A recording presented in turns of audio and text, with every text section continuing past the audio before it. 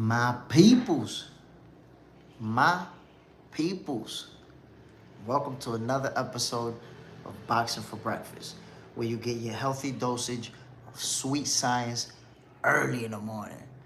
Y'all know what we doing. We talking boxing, my peoples. This is kind of like boxing for lunch, but we doing what we doing, my peoples. Yesterday we had a great night of boxing, well, a great morning of boxing, and some very, very interesting fights in Saudi Arabia. We got to talk about it, man. We got to talk about it. I missed the first fight. I'm going to be honest with you. I missed the first one. Okay? So I caught the last three fights, and those are the ones that we're going to be talking about. Give me a second. Let me set up shop over here. Got a lot of stuff from yesterday, man. Hold on, my peoples. What an interesting morning of boxing. Hold on, my peoples.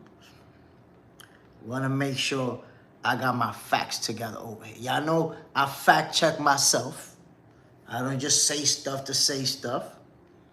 But this is the first fight that I saw from yesterday.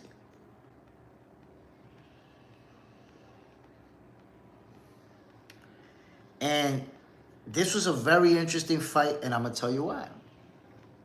This was Taiga Imanaga from Japan against Eridson Garcia from Dominican Republic. Now, Eridson Garcia has a record of 23 wins, 14 knockouts, and only one loss. He lost by stoppage. And Taiga Imanaga at the time was 9-0. This kid is a young prospect from Japan who they have, expectations for. He was the favorite to win this fight, right? And I'm familiar with Eridson Garcia because he's from the Dominican Republic, but I don't know him like that.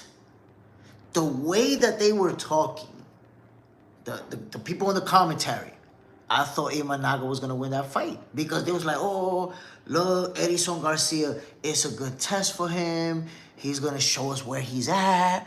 The way that he's able to... Basically, the way that they were talking about it, it's like they took Eridson Guzman over there to lose. They took this guy over there to get beat. Well, I see them face to face. They're about the same size. Fight kicks off, and it's an interesting fight. In the beginning, Imanaga is doing his thing. But it seemed like Eridson Guzman started timing him and catching him with some good shots and eventually dropped him. Boom, with a monster shot. Left hook right to the kisser. Hurt him. And after that, he was just teeing off. Imanaga, you can see that he's a real good fighter. He's a warrior. He kept fighting back. And he's skilled. But I'm going to tell you what happened. Eridson Guzman made it his fight. Imanaga wanted to use his movement, use his angles. Nah, he couldn't do all that. Could not do all that. Eridson Guzman with his power, with his aggressiveness, punches to the body, to the head combinations. And it turned out to be a monster upset for the Dominican fighter, Eridson Guzman. Walked out of there with the W. Like I told y'all, man, they took him to Saudi Arabia to take a L. They're like, come on, we're going to see where our guy's at right now. Turns out that he was too much to handle. Imanaga got his first defeat. And I'm going to tell you something. Remember that I said this. Look out for both of these fighters. Keep an eye on both of them. Eridson Guzman. Well, I don't want to... I hate mispronouncing names, my people. Look at that. I said Eridson Guzman. Eridson Garcia and Taiga Imanaga. Look out for both of them. Because Eridson Garcia, he showed us that he nice. Hands for days, got power. Hurt you. quick hands. So Eridson Garcia is going to be a problem. But Taiga Imanaga, even though he took a L, I think he's going to still go on to accomplish. Here it is, my peoples. Garcia dropped him with a nasty shot. Boom! It was a combination. First he went in with a right, and then with the, no, I think it was with the left hook, and then with the right, if I'm not mistaken. With the straight left hand, and then with the right hook. Boom! Caught him flush, my peoples, and dropped him. And he really hurt him. Really, really hurt him, my peoples. That's how you know that Imanaga is a real good fighter, real tough fighter, because he got hurt bad. Never stop punching, never stop fighting back. Go fight. Go fight. Good competitive fight. They went back and forth, but ultimately,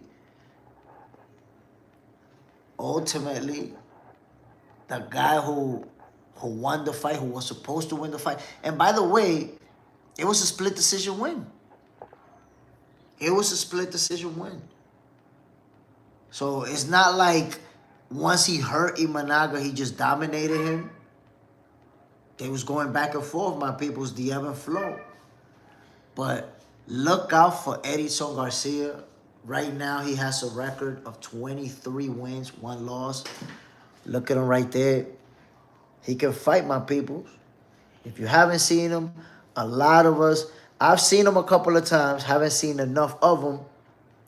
But I know that there's people who never even heard of Eridson Garcia. He got a monster upset yesterday. He beat a real good opponent. Listen, Taiga Imanaga is a young Japanese prospect who, like I told you guys earlier, they have high expectations for him. He went in there. They took Eridson Garcia there to take his second loss. Like, okay, let's give this kid a tough opponent. Let's see how good he's going to look. And that's the way the cookie crumbles, man, in boxing. Sometimes you don't expect somebody to take an L, and that's exactly what happens.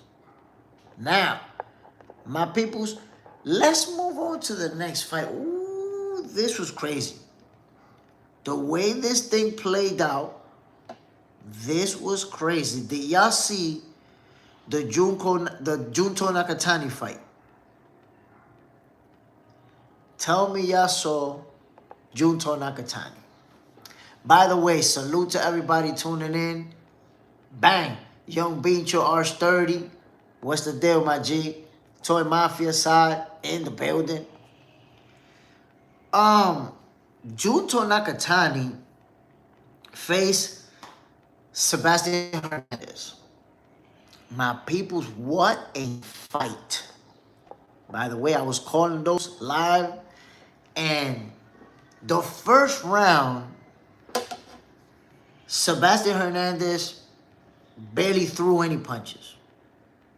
First round, it was all Junto Nakatani going forward, fast, hard jab, landed some combinations. So off the gate in the first round, Nakatani was there to inflict damage.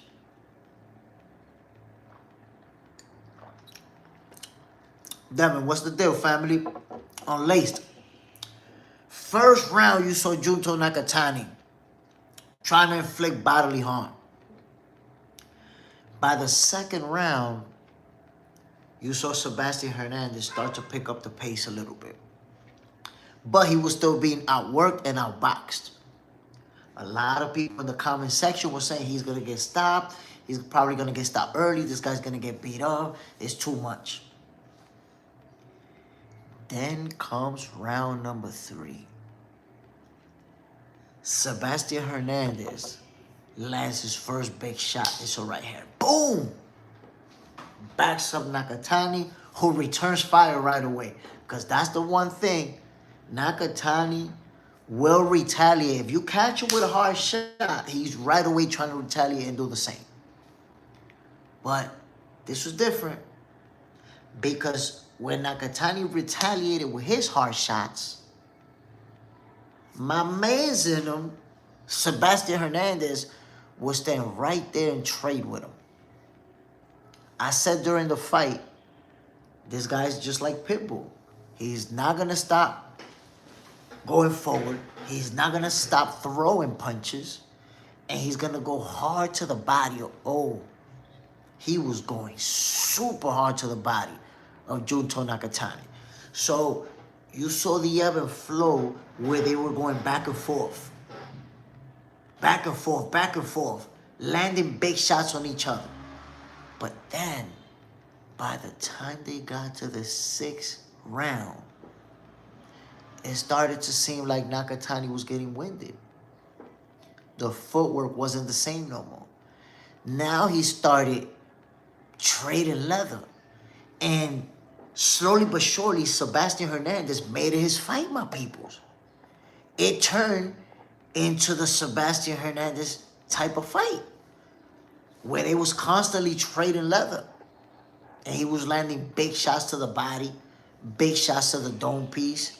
But Nakatani never stopped throwing punches. Never stopped letting the hands fly. So they was both doing damage.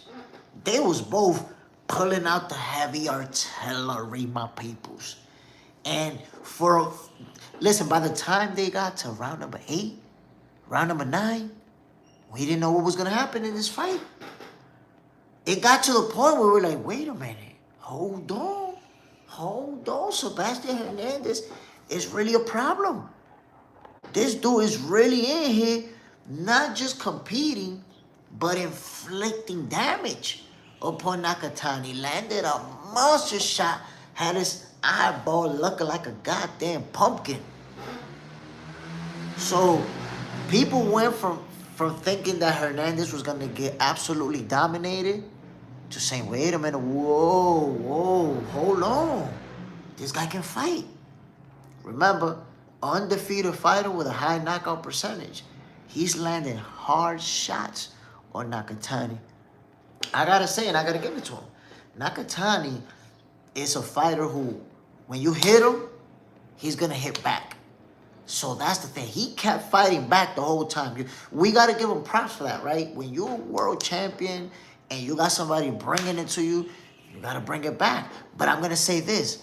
Remember Sam Noakes versus Abdullah Mason? Sam kept bringing it, right? Abdullah Mason had to rise above. He's already elite at the top, but when Sam Noakes kept bringing it, yo, Abdullah had to rise more than he ever has in his life. And he walked out of there with that W.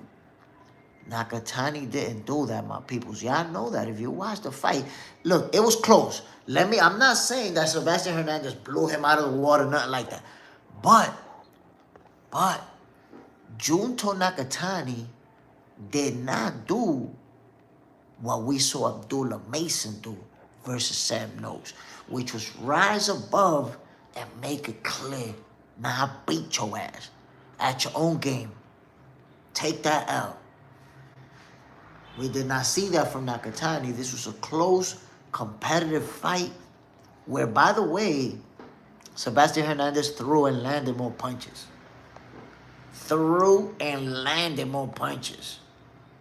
R30, I'm a fan of Hernandez. Non-stop pressure. I'm a fan too, bro. R30, 118, 110. What's a crazy scorecard? Look, man, that judge needs to be fired ASAP. Marie, I see a lot of people and some media members calling this fight a robbery. They say Hernandez got robbed. Nakatani lost that fight. But they forget the first round. I got Hernandez who did really win. So it's true. Nakatani did win the early rounds. That's why I understand that. Look, man, he won by unanimous decision and blew him out of the water on one of the scorecards. That doesn't make sense. That don't make sense. If it would have been a real close split decision where he edges it out on one card by one round, then I say, he got it. Fuck it, got to give it to him. It was close. But the way they score that, nasty work. Damon Smith, happy holidays. What should be the best fight of 2026? Should Canelo fight Benavidez at light heavyweight? Look, I believe if Canelo didn't fight Benavidez 4 or 5 years ago, he's not a fighter now at the tail end of his career when the Mexican Monster is sitting dead in his prime. I don't think, if Canelo didn't fight him before now, when he knows he's going to get pummeled brutally, we ain't going to see it. Plus, he's never said that he's going to go back to 175 unless it was for B-Roll. So I don't see that fight happening. R30, Hernandez won the last half of the fight. It was close, man. It was a close fight. It was a very close fight. Sorry, I think Nakatani lost. There you have it, man. A lot of people felt Nakatani lost that fight. Marie, I think people screaming a robbery more because of that 118-110. Yeah, that was just nasty. Nasty work. How do you score that thing 118-110? 2 rounds? You gave Sebastian Hernandez 2 rounds after he put all type of hands on Nakatani like that? That's crazy. That's nasty. Side, that volume. I wonder what the punch stats were. I seen them already. You can look them up. Actually, I'm not sure if you can look them up or I saw them in a post. I'm not sure. But Sebastian Hernandez threw, and I'm gonna give you a summary. Nakatani landed more jabs. Sebastian Hernandez landed more power punches by a landslide. Some guy, T.O. versus Shakur, who you got? You're trying to put me on the spot there, fams. I haven't made that prediction yet. I mean, honestly, I'm gonna keep it 100 with you. I know who's gonna win the fight, but I'm making that prediction on Box Center 2.0, which, by the way, is pinned. Subscribe to Box Center 2.0, my people. Jay Stradamus will be making that prediction. If you want to flip your money, because I'm going to give you the sure winner, yo, subscribe over there, man. Damon Smith. Ortiz versus Boots. Nah, bro, you're going to have to go to Box Center 2.0 once again. I can't. Because, look, I'm going to tell you why. I'm going to tell you what's worth it, right? Anybody who knows. My picks right now, yo, the accuracy, like 99%, yo. The one fight that I missed, that shit was a draw. You're gonna get the winner for sure. That's what I'm trying to tell you. Marie, but what's a good fight? The best fight of the whole card? Or the second best fight of the night? John Parham, salute, my brother. So I'm going to say this, man. These fights were the first fight that I've talked about, action-packed. Nakatani versus Hernandez, action-packed. Now, let's get to the main event.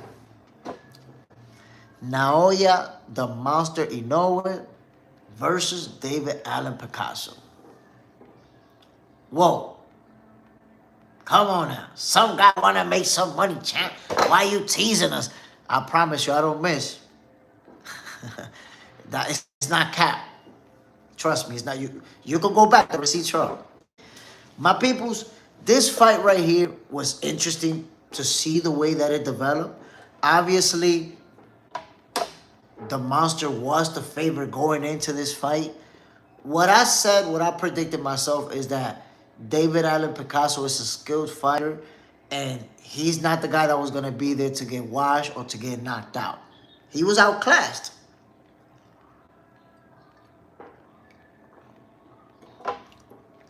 David Picasso was outclassed. He was outworked. I think that the stage was too big for him. The bright lights got to him. And I say that because you saw the way that first round played out. When you see a first round, that one fighter's getting going, and the other guy maybe 1 or 2 punches the whole first round and doesn't really, and the second round, And it's their first shot on that stage. The butterflies, the nerves got to him. And you know how I know the nerves got to him? If you watch the fight, there were moments on the inside where they exchanged and Picasso won the exchange and looked real good. Bam, bam, bam, bam, bam, bam. But in the whole fight, it happened what? Maybe 3-4 times. He didn't do that enough. He wasn't willing to exchange enough. And that's the way the fight played out. The monster did what the monster does, but I did say, those of you who were on that episode of Boxing for Breakfast, and I asked the question, when is the last time that we saw an undefeated young Mexican fighter get knocked out? I asked that question. So to everybody who say he was going to get knocked out and even knocked out early, you got to take that into consideration. This guy got beat, but he's not a bum. He's a skilled fighter. It takes a skilled fighter to go the distance with the monster. And I also said this. After this fight, David Allen Picasso, should he lose, his stock was going to go up. And watch, remember that I told you that. See how it plays out going forward. MS, Picasso held his own, but his lack of experience in elite boxing matches showed. He was outclassed, but it's like I told you, he was super gun-shy. Super, super gun-shy. And basically that made the difference. Because that's the thing about the monster. He's the type of fighter that regardless of what you're doing, he's going to do what he's going to do. The monster's always going to let the hands fly. He's always going to use that bazooka-like jab. Bam, bam. The monster's one of these fighters, if you think about it, that when he jabs, he put his whole body weight behind it. It's a hard jab. Bam. Like he's really trying to put damage on you with the jab. It's not just scoring points. It's bang. Jab is different. And the overall power. And one thing that I always point out, underappreciated, the monster's footwork. Yo, his footwork is incredible. Incredible. He's always getting these angles on you. Stepping outside of your toes. Inside, bang, catch you. Moving. And the precision, the counter punching. Let's see what's going to happen. They even floated the idea of him versus Bam Rodriguez. That fight can happen, but ultimately, Bam has to move up and weight. If y'all think about it, the ball is in Bam's court.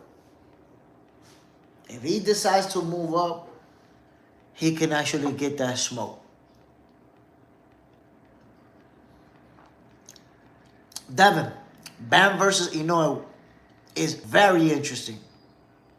For sure, man, for sure. Look, pound for pound, Naoya Inoue is one of the hardest punches in the game.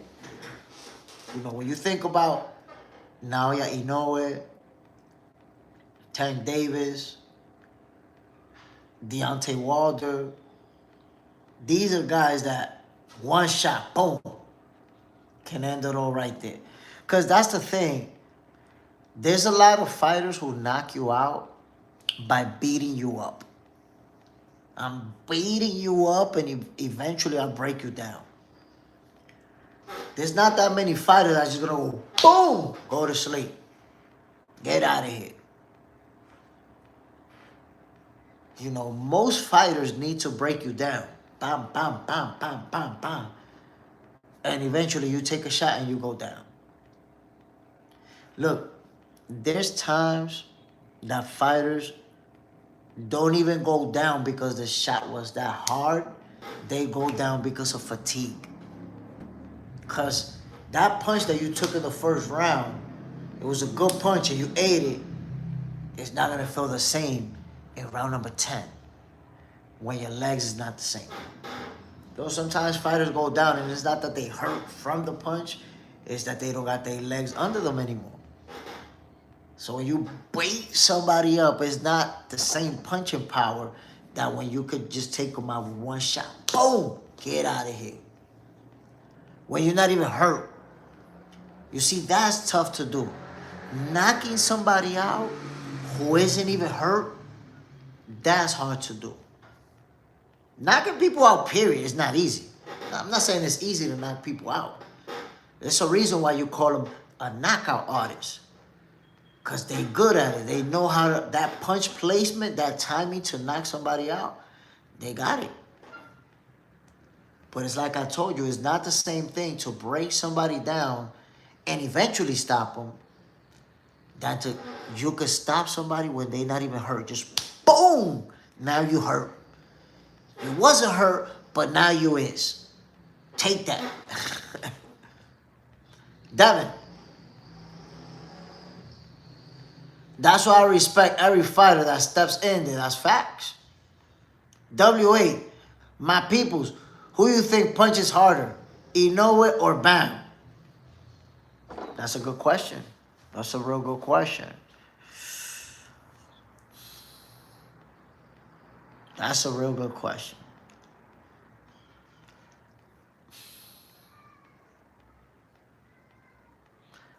I have a hard time answering that, to be honest. That's a real good question. You got me thinking there. That's an answer that I can't just say. I actually have to go back and watch tape to answer that question. Arch 30, Muhammad Ali, George Foreman. What's a fatigue knockout? Listen, Muhammad Ali versus George Foreman was a fight that, if you think about it, if you watched it, George Foreman put a lot of hands on Ali on that fight. But Ali was counterpunching with some nasty shots too. Bang, bang, in between punches. And ultimately, George Foreman was out. He didn't have his legs under him no more. So when he caught those are punches that Big George would have ate early in the fight. But he punched himself out. So when he ate those shots, bam, bam, bam, bam. And you know what's the difference between eating those punches early on and eating them when you fatigue like that? Early on, you take them, bam, bam, bam, bam, right? But when you fatigue, your neck don't got no strength. So those same punches now got your head looking like a bobblehead. Boom, boom, boom, boom, boom. That's it. Big George was out. Ali brought in the perfect game plan, and they executed. Devin, you can hear how hard Inoue hits. I was saying that. I was saying that during the live, the way his punches sound. Even the jab, the way that it sounds. ZX. Borol in that game was sick. I'm going to tell you guys like this. Naoya Inoue versus Bam Rodriguez, or Naoya Inoue versus Bam Nakatani, versus Bam Rodriguez or versus Junto Nakatani. Side, the power is different. I think those are the best two fights for him. We don't know if Bam is going to move up, but if he isn't, you got Junto Nakatani right there. And that's a good fight. That's a good fight. Listen, Junto Nakatani, whether it's against the monster or against Bam, it's a heck of a fight. I'd like to see it. I'm going to be honest with y'all. I'd like to see it either way. All of those fights, whichever way you match them up, super competitive.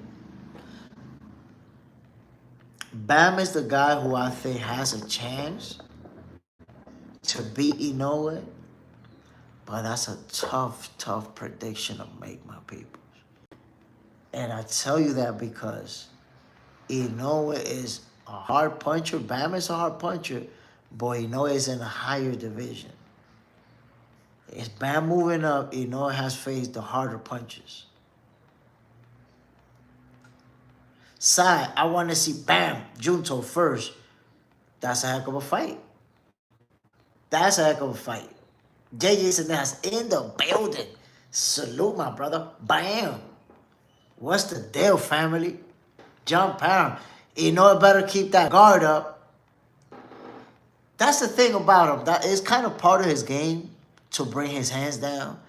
And I noticed that he does that too when he wants to counter punch. When he's getting on his counter punching bag, he does that a lot. He'll put the hands down and the little feints and bang. That's kind of his thing. That's what he does. If he get caught slipping, he's going to suffer. He has gotten caught slipping a few times. Ate some good shots. But that's what the monster does. And now we're going to go back into that argument about who's the #1 pound-for-pound fighter in the world. Is it the monster? Is it Alexander Usyk? Now that Terence Crawford has retired, they're the two guys. Let's see. Let's see. This a real good win for Naoya Inoue. Let's see what Usyk is going to do next. Is Usyk going to end up climbing the ring with Deontay Wilder? Marie, Inoue defended his title 4 times in a year. Which fighter does that these days? And some American media and YouTubers have the audacity to criticize Inoue, hating on for nothing. But I know why. I mean, you know how it goes. It's not just Inoue. Any fighter who gets to the highest level is going to get that. Inoue is no different. That's always it's always been that way. Look at Terence Crawford. Look at Tyson Fury when he was the heavyweight champion of the world. Look at Floyd Mayweather. Like, anybody who has the audacity to get way up to the top and stay there and dominate everybody over there. You have the audacity to do that. Well, we need to find a way to criticize you. We need to find a way to hate on you. We need to find a way to diminish. I remember there was a time where the whole narrative was that he ducked Casemiro. Y'all remember that? He'll duck. He ducked Casemiro. He's scared. There's still some of them Asian fans. You know, there's rivalry there between different Asian countries. And, there's people that swear that he's ducking Casemiro, that he's scared to death, all of that. JJ, sorry to say, I'm an old school Raiders, Dolphins, and Lakers fan. WA, my peoples, Inoue for sure punches harder than Junto. You think so? Because Junto Nakatani got power.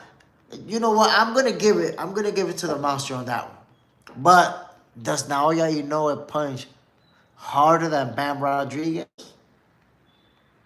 Does he punch harder than Bam? I tell you what, your boy Bam got that power. And he's been hurting dudes, knocking them out to the body, knocking them out to the dome piece.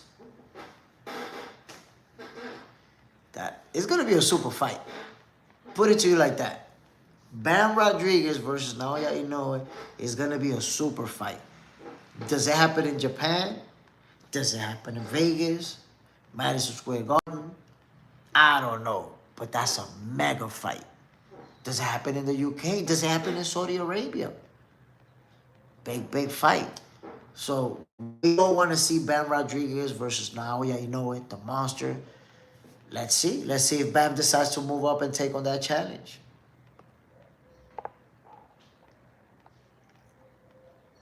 Side, I think Inoue has more power than Bam, but I don't think it would determine the fight.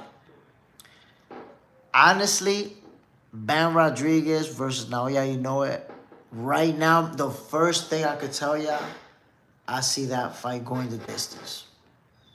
And that's not a prediction, but I'm just saying right now, I see it going the distance. Why? You have two very skilled fighters who have already shown me that they could both take a shot. They're not going to get stopped. Neither one of those guys trying to get stopped. It's just not happening. So I see that fight going 12 rounds, competitive fireworks, the ebb and flow going back and forth, both of them winning rounds.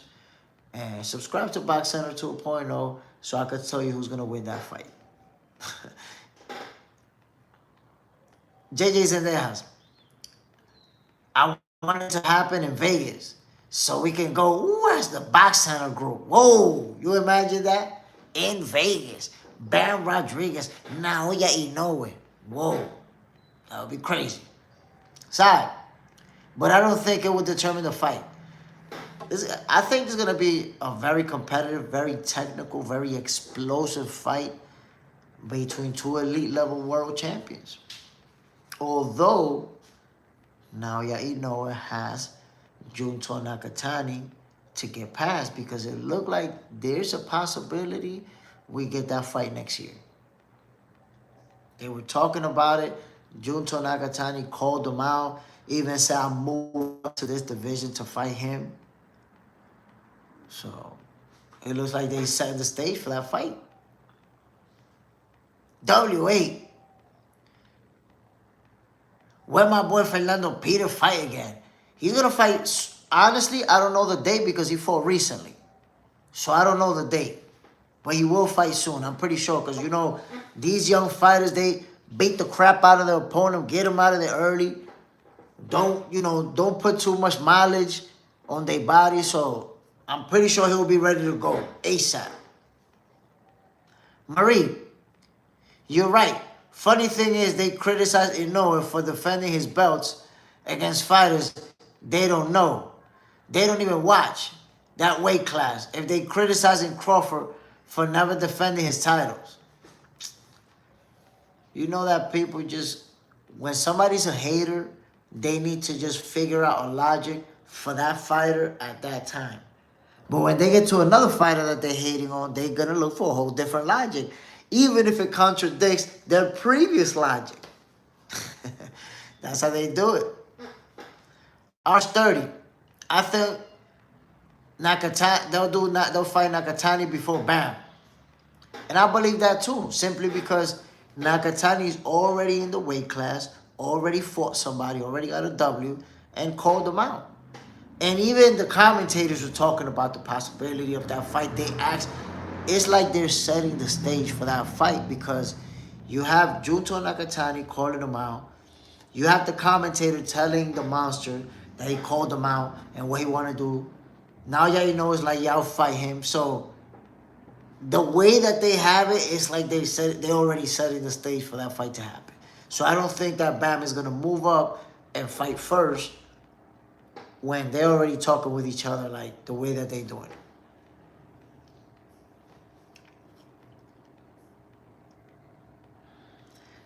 Elias Kent.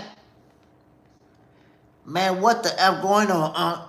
Yo, we talking boxing, my G. Yesterday, we got a great night of boxing. Well, actually, a great morning of boxing. Shit was like at 7:30 a.m. Some real good fights. That Junto Nakatani fight, my peoples, I don't know. We're gonna be talking about those results, because Sebastian Hernandez put all type of hands on Junto Nakatani. And one of the scorecards was 118-110. They gave bro 2 rounds. I said during the live, you know what? That scorecard, they fill that shit in on Friday. That one, they fill that shit in on Friday, turned it in, and just waited for the other 2. Because no way that man filled up that scorecard based on what was happening during the fight. That shit got turned in like a day or 2 before. 118-110. when this man threw more power punches and landed more power punches. Had Nakatani eye looking like a pumpkin. So it was nasty work from that judge. It was a very competitive fight. Fireworks. My peoples, this is a candidate for the fight of the year. But round number 9, it probably is the round of the year. In round number 9, my people, there was a moment when Nakatani and Hernandez stopped blocking punches. That's it. They wasn't blocking. Bam, bam, bam, bam, bam, bam. Punching each other in the face. Punching each other to the head, to the nose piece, to the mouthpiece, to the wig piece. They really went at it. Really went at it. Round number 9 was crazy. And I'm highlighting that round because there was that sequence where they was just trading the nastiest of the nastiest leather. Crazy sequence. But it was a war. And you saw Junto Nakatani's punch output slowly decrease. He still kept landing those counter shots. Bang! Sharp ones. Still kept landing some good shots to the body. So he was accurate with his punches, but his punch output could not match what Sebastian Hernandez was doing. We just kept going forward. Bam, bam, bam, bam. Just throwing punches, going forward, going forward. Letting the hands fly. And you saw something that happens.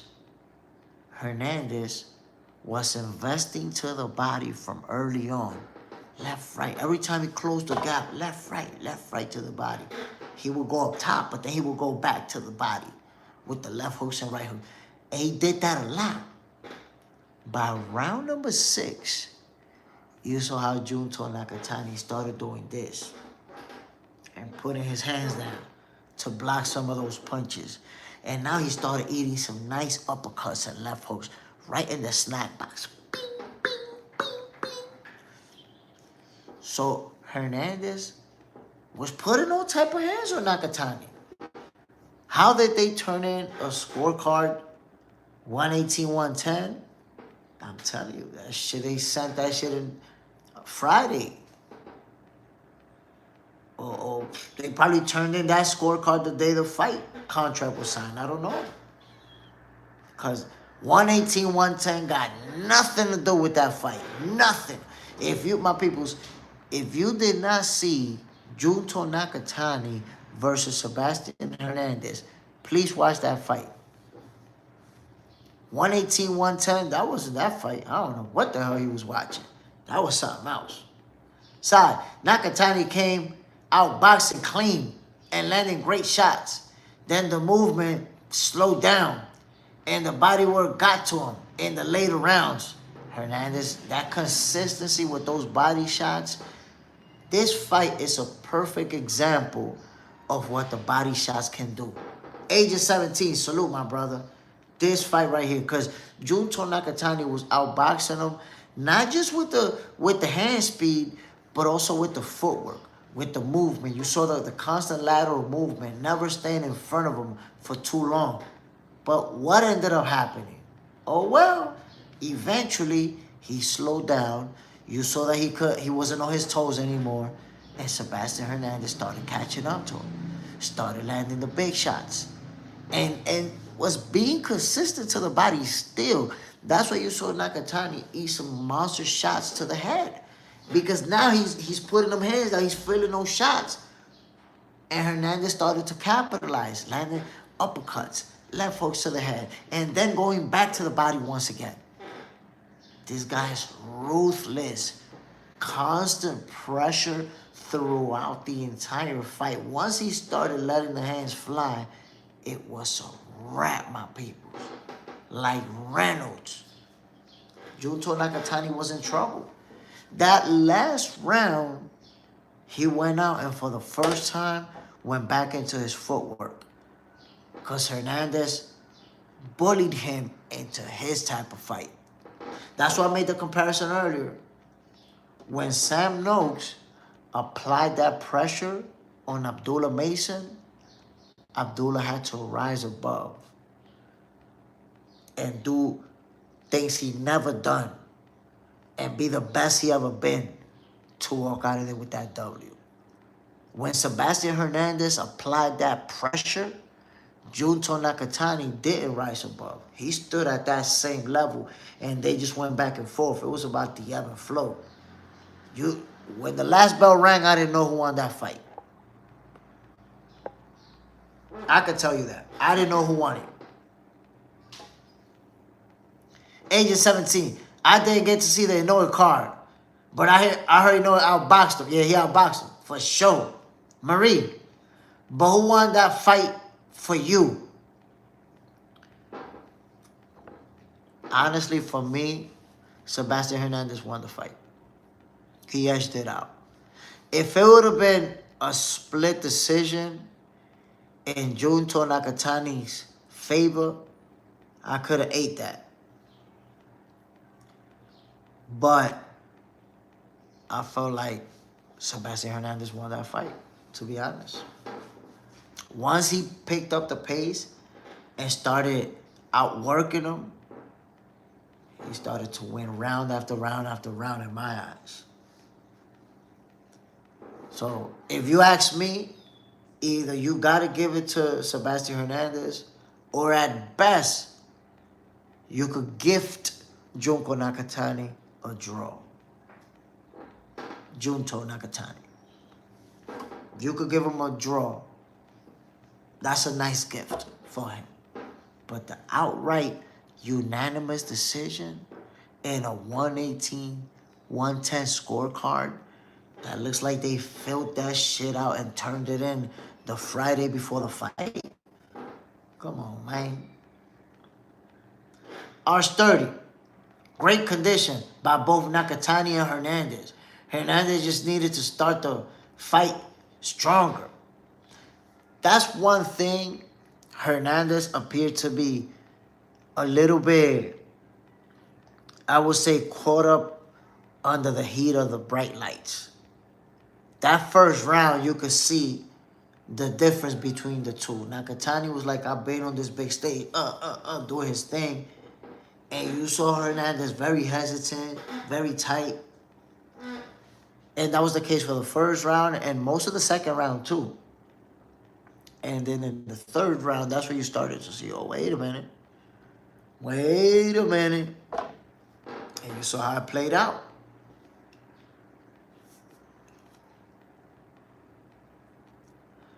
Mustafa, no, man. What are you saying? What am I saying? What do you mean, what am I saying? But I got to say, my people, this was a real good fight, real competitive fight. A lot of people felt like the right person, they walk out of there with the win. Arch 30. Seems like Nakatani had the first couple of rounds in the bag, for sure. For sure, Nakatani completely dominated. Dominated completely. But once Sebastian Hernandez started letting his hands go and started outworking him, he got in trouble. He got in trouble. And he got hurt. He got stunned. A couple of times there, I was like, oh. Whoa. Come on, my peoples. And for those who didn't watch the fight, this was like a fight of the year type of fight. So if you missed it, check it out.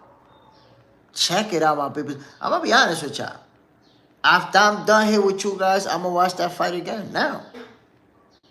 After I finish with the show, I'm going to watch the fight. That's how good that fight was.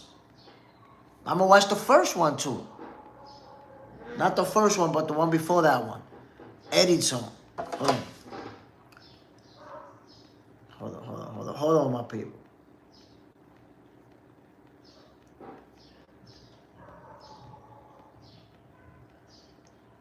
I'm going to watch the Eridson Garcia versus Taiga Imanaga fight. Man, that was a good one. I want to watch it again. And I'm going to watch this one again. That's how good it was. Marie, as if Hernandez kept his energy and his condition for the second half of the fight, he began round 6 going crazy, while Nakatani already lost energy and so on. Those body punches, man, they finally started to get to Nakatani. He started to slow down, and you started to see Hernandez now closing the gap and landing punches to the dome piece, to the wig piece, to the mouthpiece. Left, right hooks to the body, man. He was feeding Nakatani a steady dosage of those. Heck of a fight, my people. Come on now. Heck of a fight. That's why I'm going to be watching it again. I'm going to be watching the one before this one as well because I enjoy it. That's all it is. And we're going to be talking about these fights in tomorrow's episode of Boxing for Breakfast. So I like to watch it again so I know I could remember more of the details, some of the things that you might miss during the fight. R30, facts. Classic example of how body work will wear down a fighter. It works. It works. Nakatani, if you think about the first few rounds with the footwork advantage, Nakatani was completely outclassing him.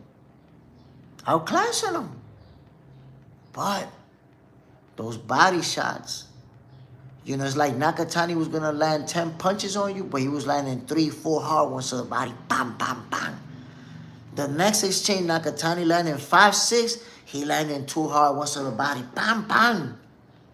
The next exchange, Nakatani combinations. Bam, bam, bam, bam. But he's landing 3 to the body. Bam, bam, bam. And he just kept doing that over and over. Eventually, you saw a Nakatani that wasn't as mobile anymore. Now you're not exchanging by choice. You trading leather because your legs is not there anymore, so now you got to do it. But to his credit, Junto Nakatani never stopped punching. And in that last round, you know that they felt the sense of urgency that they had to win it and that they wasn't going to be able to win it in that style of fight. So he went to his footwork. You guys remember that last round, the lateral movement, the jab, a lot of movement, a lot of moving around. He wasn't trying to trade leather. That round, he made it different than what the fight turned into. Marie, crazy. He didn't give Nakatani the time to reset or time to think. He kept moving forward, throwing punches. Crazy Mexican. Bro, the whole time. A pressure fighter like that is hard to deal with because they're going to be in front of you the whole time and he's going to take everything you got. Everything you have, he's going to take it and keep punching and keep going forward.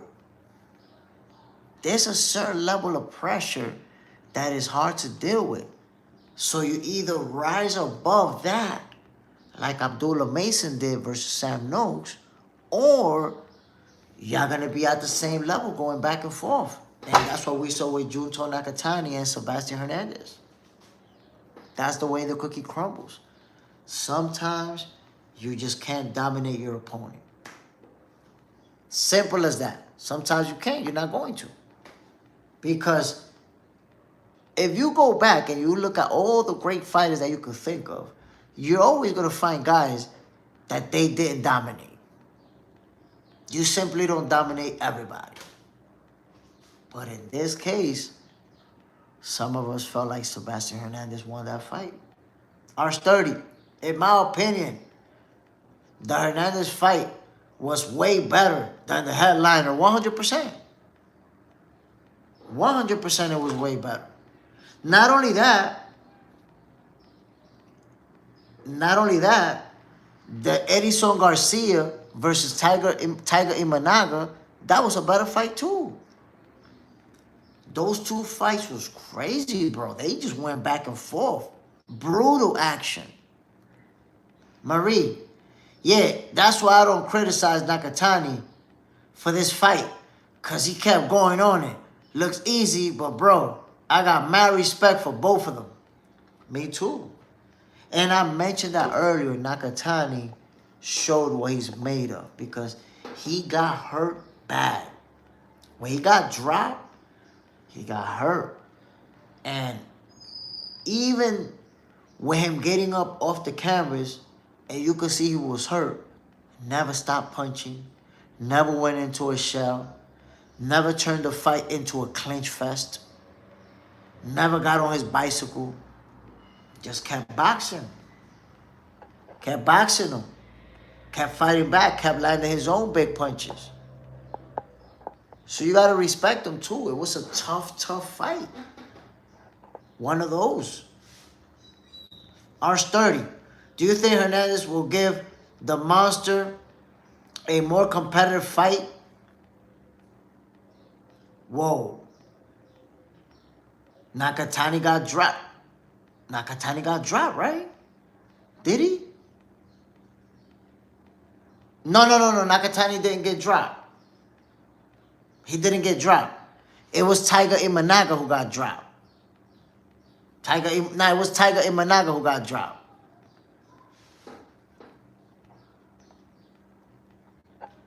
Age of 17, Nakatani got the heart of a champion. Yeah, gotta agree with that. Got the heart of a champion because he had an opponent in front of him that would not go away, would not back down, landing some big shots on him. And I gotta say, even though he started to look like he was wearing down from those body shots after round number 6, Nakatani showed the great condition that he was in. Yo, any other fighter taking that amount of punishment would have went down, would have got hurt. And this guy took a lot of punches to the body, hard ones. He just kept fighting, kept throwing punches, kept landing big shots on his own. Side, in the late rounds, even though he was gassed, stay sturdy in the late rounds even though he was gassed. Come on now, gassed. But you still saw him throwing punches. You still saw him slipping. You still saw him moving.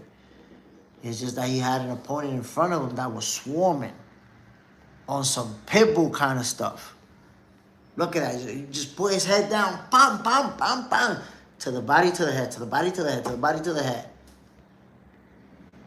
What do you do with a guy like that? What can you do? This guy was letting his hands go consistently. And then walking forward. Making you miss or getting hit, but still walking forward. That constant pressure is no joke, my peoples. No joke. Well, ladies and gentlemen, this was a Sunday episode of Boxing for Breakfast. Kind of like boxing for lunch if you think about it. It's 2:30 over here. Appreciate everybody tuning in. I hope you guys enjoyed this Sunday edition. We're going to be talking about these fights tomorrow. So Monday's episode of Boxing for Breakfast is going to be about Eridson Garcia and the way that he upset Taiga Imanaga, Junto Nakatani, Sebastian Hernandez. What a fight. Controversial decision. And of course, Naoya Inoue outclassing David Allen Picasso, who was able to go the distance. We're going to be talking about all of that on tomorrow's episode of Boxing for Breakfast. Y'all already know what it is, my people. Salute. Enjoy your Sunday. And I'm going to see y'all tomorrow, man. I'm out of here. Y'all already know what it is. Peace.